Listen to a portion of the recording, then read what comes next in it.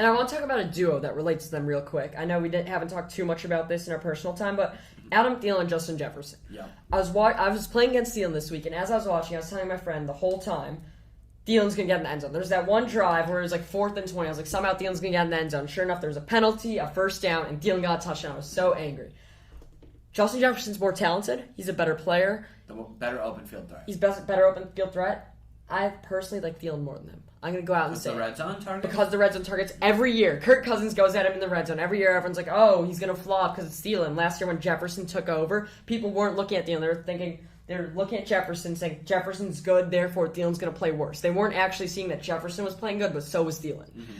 I think Thielen, for now, is better than Justin Jefferson because he gets the red zone targets, and it's not necessarily that he's better in the red zone, it's that Kirk Cousins will give it to him in the red zone. You want to hear my hot take? Yeah. Justin Jefferson has more boom potential in any given week, though. Because Jefferson... Obviously. I mean, if he catches one deep touchdown, he's set. Mm-hmm. And Jefferson's still, going to get the ball more. Even though I like Thielen more in the red zone, Jefferson, I'd much rather have Jefferson. The better receiver.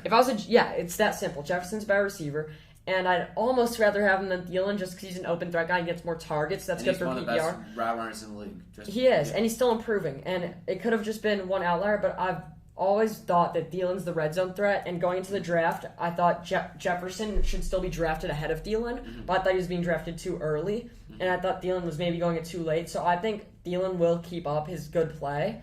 I don't think that's an outlier, but I think Jefferson will be scoring a lot. But the Vikings offense I don't like.